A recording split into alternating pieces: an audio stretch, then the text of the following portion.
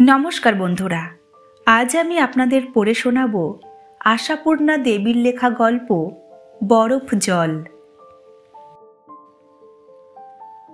যদিও সেই ডজনখানেক শিশি, কৌটো, স্টিক, টিউব আরও কত কি যেন চাবি দেওয়া ড্রয়ারে পুড়ে তবে বেরিয়েছে দীপিকা, তবু ওই বহুবিধ প্রসাধন দ্রব্যের মিশ্রিত সুরভির রেশটা ঘরের বাতাসে যেন গান থেমে যাওয়া ঘরে সুরের রেশের মতো পা খেয়ে বেড়াচ্ছে। হয়তো আরও অনেকক্ষণই থাকবে এই রেশটা। শব্দের থেকে গন্ধের স্থায়িত্ব অনেক বেশি, সুরের থেকে সৌরভের। দীপিকা বেরিয়ে যাবার অনেক পর পর্যন্ত বুবু টুটুর ঘ্রাণেন্দ্রিয় এই সৌরভের স্বাদ পায়, কারণ এটাই বুবু টুটুর পড়ার ঘর। অথচ এই ঘরটা ছাড়া নিজেকে একটু ছড়িয়ে বিছিয়ে শিথিল করে প্রসারিত করবার জায়গা আর কোথায় দীপিকার? দীপিকার যেটা নিজের ঘর, শোবার ঘর, সেখানে তো সারাক্ষণই সুরঞ্জন। অন্তত দীপিকার বেরোবার সময়টাই। কলেজ থেকে ফিরেই তো পরীক্ষার খাতার পাহাড় নিয়ে বসবে সে। আর পাশের ওই ছোট্ট ঘরটাই যেখানে নাকি সবচেয়ে সুবিধে হতে পারত দীপিকার, সেখানে এক চিরশয্যা পাতা হয়েছে। সুরঞ্জনের অসুস্থ মা পড়ে আছেন সেখানে অনড় অচল হয়ে। ও ঘরটাতে নেহাত দায়ে পড়ে ছাড়া ঢুকতেই ইচ্ছে করে না দীপিকার। তো সাজসজ্জা করবে কি? তাছাড়া বুড়ির হাত পায়ে শিথিল হয়ে গেছে, দৃষ্টিটি আদৌ নয়, কটকট করে তাকিয়ে থাকে। অতএব মেয়েদের পড়ার ঘর ছাড়া গতির অন্যথা। ঘরটা পড়ার বললে পড়ার, শোবার বললে শোবার। বুবু টুটু বড় হয়ে অবধি এই ঘরেই শোয়। ঘরটা বড়, এ ঘরে হাত পা মেলিয়ে সাজসজ্জা করা যায়। তাছাড়া মেয়েই তো, নিজেরই মেয়ে, তাদের সামনে আর লজ্জা কি? তারা রাগ করে, বয়েই গেল, তাদের রাগ ধর্তব্য করতে যাবে নাকি দীপিকা? তা আজকাল আর তারা রাগ করে না, গুম হয়ে বসে থাকে বইয়ের পাতায় চোখ রেখে। আগে করতো রাগ, যখন স্কুলের মেয়ে ছিল। বলতো, বাব্বা, যেই আমরা পড়তে বসবো সেই শুরু হয়ে যাবে মার সাজসজ্জা। উহ! দীপিকা জোরে জোরে ঘাড়ে পাউডার ডলতে ডলতে অথবা মুখে ক্রিম ঘষতে ঘষতে বলতো, তাতে তোমাদের কি ব্যাঘাতটা ঘটছে? ঘরে আমি চেঁচাচ্ছি না টিন পেটাচ্ছি? প্রখরা বুবু ঠোঁট উল্টে বলতো, না করলেই বা কি, তোমার উপস্থিতিটাই আমাদের অনুভূতির উপর টিন পেটানোর সামিল। ওহ, বড্ড কথা শিখেছিস। বলগে জানা তোদের সোহাগের বাপিকে একটা 7 মহলা বাড়ির ব্যবস্থা করতে। তার চেয়ে অনেক সোজা তোমার সাজের মাত্রাটা একটু কমানো। বড় বড় কথা বলিস নে বুবু। দীপিকা ধমকে উঠত, বয়সের মতো থাক। বুবু তবুও কথা বলতো। মার সাজের উপকরণ নিয়ে নানা মন্তব্য করত। সাহিত্য সভায় যোগ দিতে যেতে এত সাজসজ্জা অবশ্য প্রয়োজনীয় কিনা এমন সব কূট প্রশ্ন তুলত। অর্থাৎ বুবু বয়সের মতো থাকতো না। অথচ এখন বয়স হয়েও চুপ করে থাকে, বইয়ে চোখ ফেলে গুম হয়ে বসে থাকে। দীপিকা নামের একটা মানুষ যে ঘরের মধ্যে ওই ডজনখানেক কৌটো নিয়ে ছুটোছুটি করে বেড়াচ্ছে, তা যেন দেখতেই পায় না। আগে এত রকম উপকরণের ব্যবহার জানতো না দীপিকা, এখন শিখেছে, আরও শিখছে। কারণ এখন দীপিকার নিজের রোজগারের পয়সা হাতে আসছে, আর দীপিকা এখন অনেক বেরোচ্ছে। না, আগে এত বেশি বেরোতো না দীপিকা। সংসার বাতিকই ছিল বরং তার সঙ্গে লেখার শখ একটু ছিল। অবকাশ সময়ে সেটা নিয়ে বসত, কদাচ সংসার ভাসিয়ে দিয়ে নয়। কিন্তু এখন দীপিকার পদ্ধতির বদল হয়েছে। এখন সংসার ভাসাচ্ছে, নিজেকে ভাসাচ্ছে। কারণ এখন বাজারে দীপিকার লেখার কদর হয়েছে। দীপিকা লেখার জন্যে দাম পাচ্ছে, অর্থাৎ দীপিকা দরের মানুষ হয়ে উঠেছে। দীপিকাকে অতএব প্রায় প্রতিদিনই কোনো না কোনো সভায় যোগ দিতে হচ্ছে, যেহেতু দীপিকা মজুমদার নামটা সাহিত্য সমাজের তালিকায় উঠে গেছে। এখন দীপিকার নামে রাত দিনই আসছে চিঠি, পত্র, কার্ড। গোড়ায় গোড়ায় সুরঞ্জন বলতো, পোস্টে একটা কার্ড এলেও ছুটতে হবে, ওতে মান থাকে। দীপিকা তখন বলতো, কার্ডটা যে মনে করে পাঠিয়েছে এটাই যথেষ্ট বাবা, তা নয়তো কি দীপিকা মজুমদারকে গাড়ি এনে সাধবে? কিন্তু এখন তো সে ঘটনাও ঘটছে মাঝে মাঝে। গাড়ি এনে সেধেও নিয়ে যাচ্ছে দীপিকা মজুমদারকে। এখন দীপিকা মজুমদার হচ্ছে প্রগতিশীল লেখক গোষ্ঠীর একজন। তেমন তেমন সভায় প্রধান অতিথির ভূমিকাটিও গ্রহণ করতে হয়। ভূমিকা না জুটলেও গিয়ে জোটে। সাজবার একটা সুযোগ তো জোটে তাতে।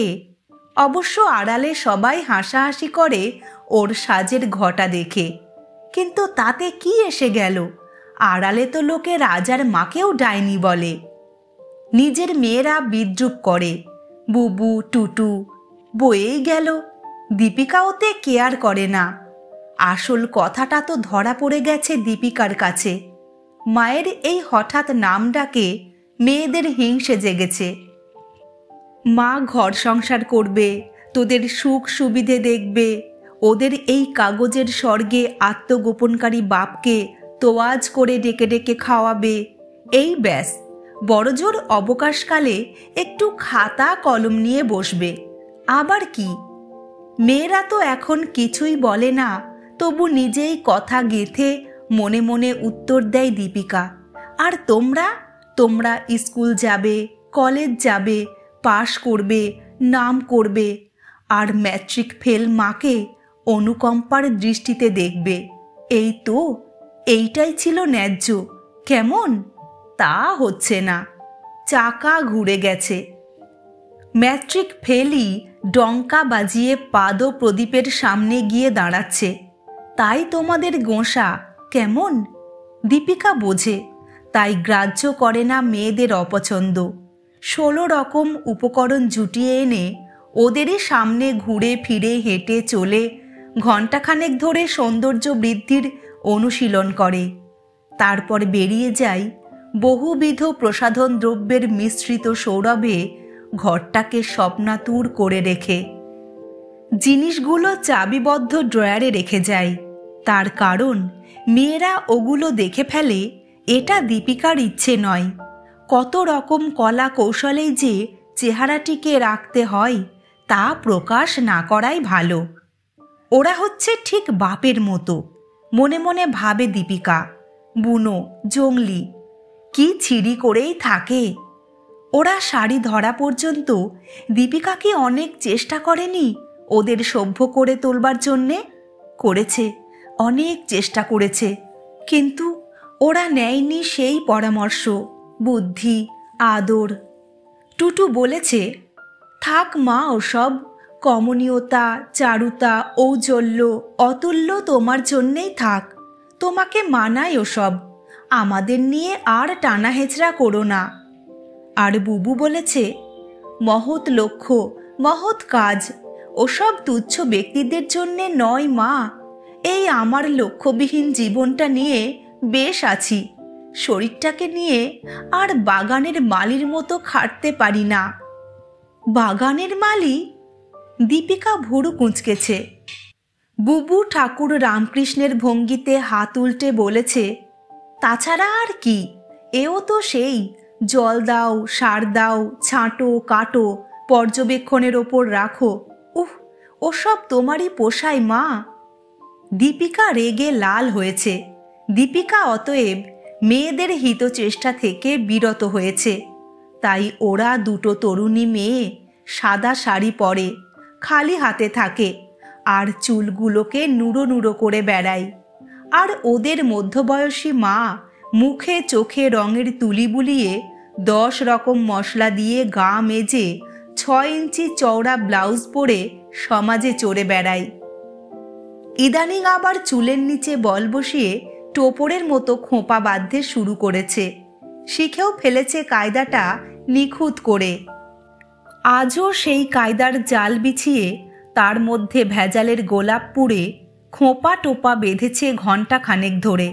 খেয়াল করেনি দুজোড়া জ্বলন্ত চোখ তার ওই দেব দেওয়াল খোঁপাকে ভস্ম করতেই শুধু বাকি রাখলে।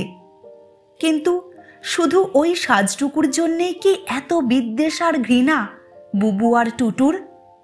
লেখিকা দীপিকা মজুমদারের দুই মেয়ের মায়ের এই তুচ্ছ দুর্বলতাটুকুকে ক্ষমার চোখে দেখবার মতো সামান্য উদারতাটুকুও নেই? ক্ষুদ্র সংকীর্ণ অপরিসরে হৃদয়টুকু নিয়ে তাই এই সুরভি ভারাচ্ছন্ন ঘরে বসে আছে তিক্ত বিরক্ত মুখ নিয়ে। বসেছিল, হাতের বইটায় চোখ রেখে পড়া পড়া খেলা করছিল দুজনে টেবিলের ধারে বসে। হঠাৎ একসময় বইটা সশব্দে বন্ধ করে রেখে বুবু বলে ওঠে, অসহ্য।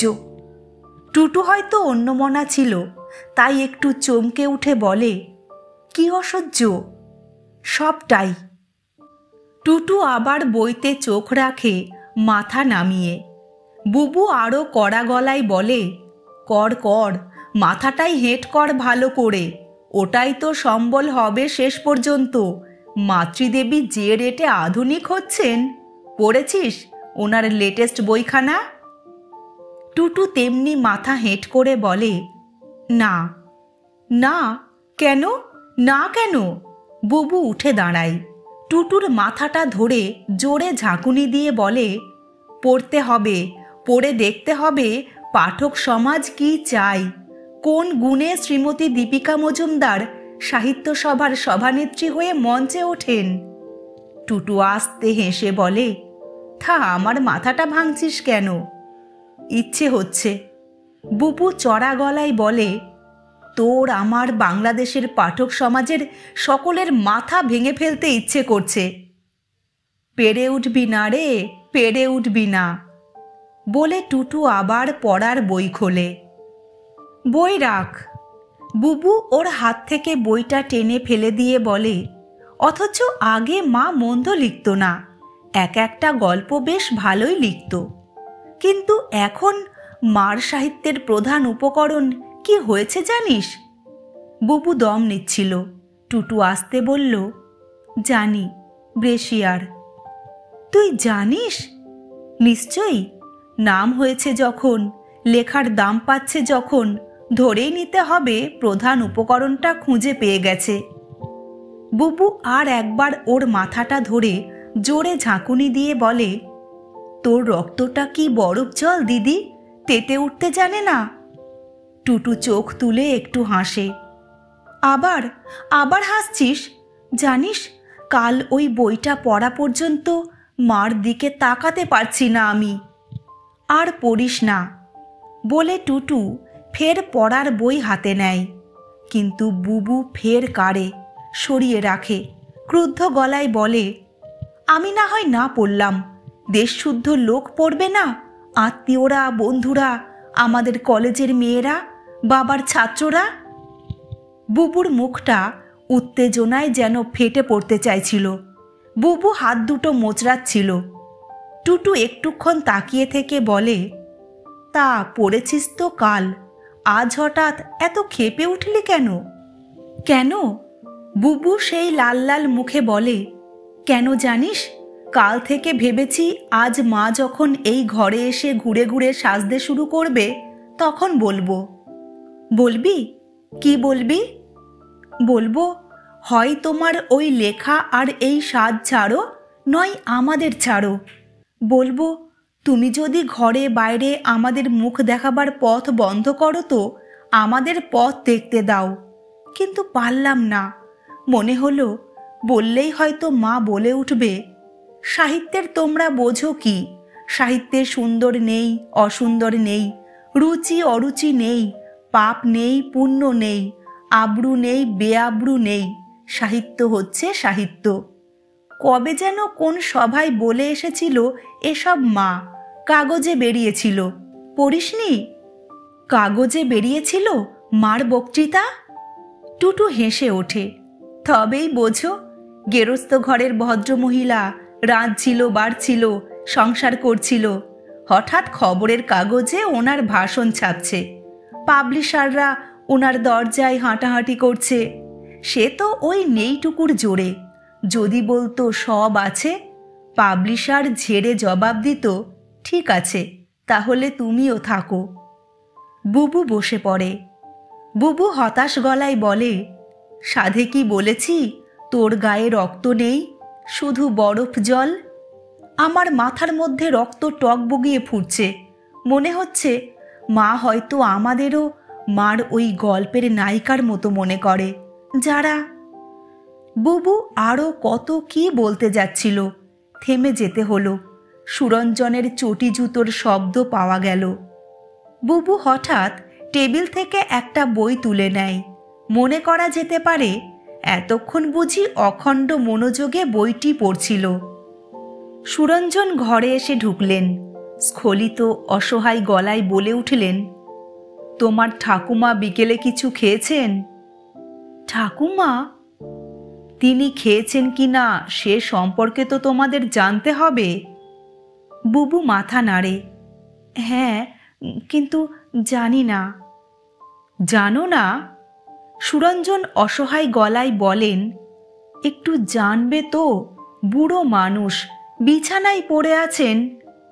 আচ্ছা, যাচ্ছি, দেখছি, বুবু বলে। কিন্তু সুরঞ্জন কি শুধু তার মেয়েদের মানবিকতার পাঠ দিতেই এসেছিলেন? তাহলে আশ্বাস পেয়ে চলে গেলেন না কেন? কেন অকারণ একটু দাঁড়িয়ে রইলেন? তারপর কেন খুব একটা লজ্জিত লজ্জিত গলায় প্রশ্ন করলেন, হ্যাঁ রে, তোদের মা যা সব লেখে টেখে পড়িস? টুটু তো দূরস্থান, বুবুও বাপের প্রশ্নের সামনে চুপ করে থাকে। সুরঞ্জন উত্তরের প্রত্যাশায় একটু অপেক্ষা করে আবার বলেন, তোরা তো তোদের মার সঙ্গে বন্ধুর মতো ঠাট্টা তামাশা করে কথা বলিস, তা সেই রকম করেই বলিস না একটু? ওইসব ছাইপাশ লিখে কি হচ্ছে? বুবু ওই নম্র মিতবাক মানুষটার অসহায় মুখের দিকে তাকায়। বুবু বোঝে অনেক দুঃখেই বাবা, তাই সে বাবার মুখের দিকে চেয়ে থাকে শুধু।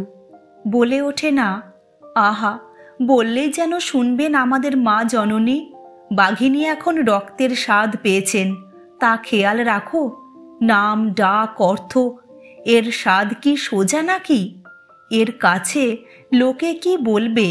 তাহলে আর লোকে ঘুষের টাকায় বাড়ি হাঁকড়ে অপরকে ডেকে ডেকে দেখাতো না। চোরা কারবারের টাকায় গাড়ি কিনে লোকের নাকের ওপর ধুলো উড়িয়ে চলে যেত না। বুবুর মায়া হলো, বুবু বলতে পারল না, কিন্তু বলল টুটু, যেটা অপ্রত্যাশিত। টুটু খুব মোলায়েম গলায় বলে উঠল, বারণ করলে মা তাঁর কলমের গতি বদলাবেন বলে তোমার মনে হয়? সুরঞ্জন অপ্রতিভ গলায় বলেন, না, নিষেধের কথা বলছি না, মানে আর কি, একটু বুঝিয়ে বলবি। এই দেখ না, সম্প্রতি কি নাকি একটা লিখেছে, সেটা হাতে করে নিয়ে এসেছিল তোদের দেবু কাকা। বলছিল। বুবুকে অবাক করে দিয়ে তীক্ষ্ণ প্রশ্ন করে টুটু, দেবু কাকা শুধু মার ওই লেখার কথাই বলে গেলেন? মার সাজসজ্জার উন্নতির কথা বলে গেলেন না? মার আচার আচরণ, চড়ে বেড়ানো, এসব নিয়ে বললেন না? সুরঞ্জন লজ্জিত বিপর্যস্ত গলায় বলেন, বলছিল তো সেসব। টুটু গম্ভীর গলায় বলে, আচ্ছা বাবা, তুমি পারো না শাসন করতে? তোমারই করা উচিত। আমি? সুরঞ্জন ম্লান গলায় বলেন, আমি বারণ করলে তো আরও বেশি করে করবে। তোরা মেয়ে, তবু যদি তোদের কথা নেয়। আচ্ছা, ঠাকুমাকে একবার দেখিস। সুরঞ্জন তাড়াতাড়ি চলে যান। প্রখরা বুবুর বাবার ওই নিরুপায় মুখচ্ছবির দিকে তাকিয়ে মনটা কেমন করে আসে। ঘরের মধ্যে যে সৌরভ সারের রেশটুকু তখনও খেলা করছিল, বুবু যেন তার ঘ্রাণ নেয়। আস্তে বলে, বেচারা বাবা, আমাদের তো তবু পথ আছে। বাবার জন্যে দুঃখ হয়। দুঃখ হয়? বাবার জন্যে তোর দুঃখ হয়? বুবুকে আশ্চর্য করে দিয়ে বরফ জল টুটু হঠাৎ চেঁচিয়ে ওঠে, বলতে লজ্জা করল না তোর এ কথা? প্রধান আসামি কে জানিস?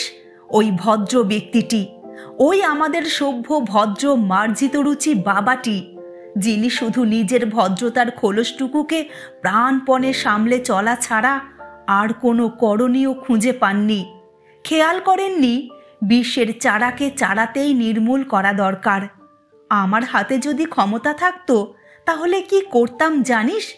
এই আমাদের বাবার মতো দায়িত্ব জ্ঞানহীন ভদ্রলোকদের কর্তব্যচ্যুতির অপরাধে ধরে ধরে জেলে পাঠাতাম। বলতাম, কেবলমাত্র নিজেকে সভ্য ভদ্র মার্জিত করে রাখাই তোমাদের একমাত্র কর্তব্য ছিল, আর কিছু কর্তব্য ছিল না? রক্তে তোমাদের বরফ ছাড়া আর কি কিছু নেই? গল্পটি এখানেই শেষ হলো। গল্প পাঠ আপনাদের কেমন লাগলো কমেন্ট করে জানাবেন। এরকম আরও ভিন্ন ভিন্ন স্বাদের গল্প শোনার জন্য চ্যানেলটিকে সাবস্ক্রাইব করার অনুরোধ রইল।